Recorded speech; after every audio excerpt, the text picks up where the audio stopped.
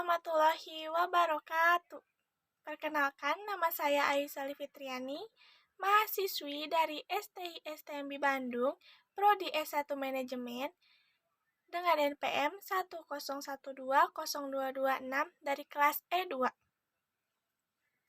Pada kesempatan kali ini, saya akan membahas dan menyampaikan materi dari mata kuliah akuntansi manajemen, yaitu berbagai alat strategis.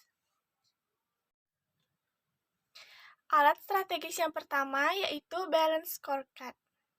Ada yang tahu balance scorecard?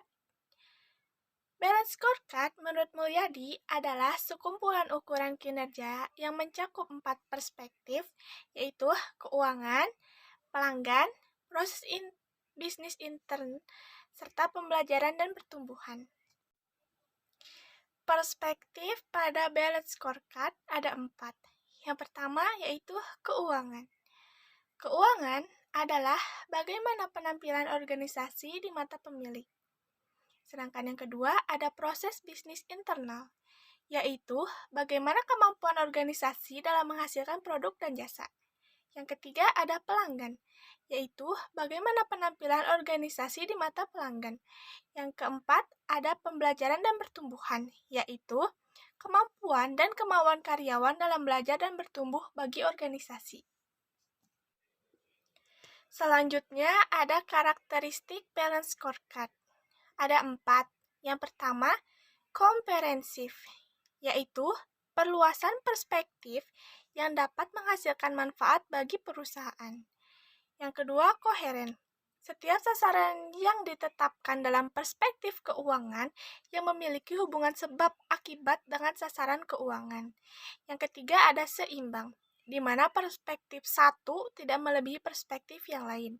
Yang terakhir ada terukur, mengukur sasaran strategis di perspektif non-keuangan, ditentukan ukurannya sehingga dapat diwujudkan untuk mengukur kinerja perusahaan.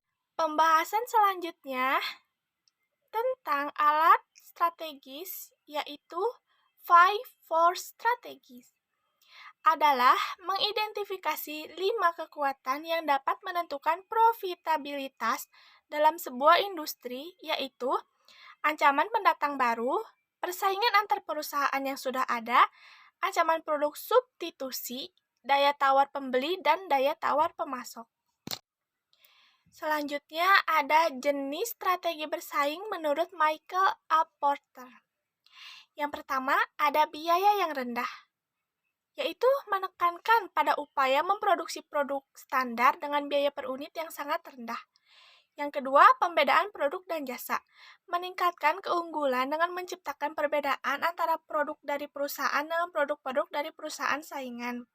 Yang ketiga, ada inovasi. Inovasi terbaru agar dapat berkompetensi dengan perusahaan lain. Yang keempat, ada tumbuh, berkembang cepat jika berekspansi keluar wilayah, bergerak di wilayah regional maupun global. Yang kelima, kerjasama. Hubungan kerjasama yang menguntungkan dengan pemasok atau perusahaan lainnya. Alat strategis yang selanjutnya adalah Total Quality Management atau disingkat TQM, yaitu alat strategis yang dipakai hampir seluruh pelaku bisnis dalam melibatkan semua orang agar fokus dengan kualitas. Makin tinggi kualitas akan menurunkan biaya dan meningkatkan laba. Penurunan biaya, peningkatan pangsa pasar, dan potensi peningkatan harga jual akan meningkatkan laba organisasi. Berikut adalah karakteristik TQM menurut Vincent Gaspers. Yang pertama ada kinerja. Kinerja yaitu karakteristik utama yang dipertimbangkan pelanggan ketika ingin membeli suatu produk. Yang kedua, ciri-ciri atau keistimewaan tambahan. Karakteristik sekunder pelengkap. Yang ketiga, andalan atau keandalan. Karakteristik yang merefleksikan kemungkinan tingkat keberhasilan dalam penggunaan suatu produk. Yang keempat, daya tahan. Berkaitan dengan berapa lama produk tersebut dapat terus digunakan. Yang kelima, kemampuan pelayanan berkaitan dengan kecepatan, kesopanan, kompetensi, kemudahan, serta penanganan keluhan yang memuaskan. Yang keenam ada conformance to specification, tingkat kesesuaian produk terhadap spesifikasi yang telah ditetapkan sebelumnya berdasarkan keinginan pelanggan.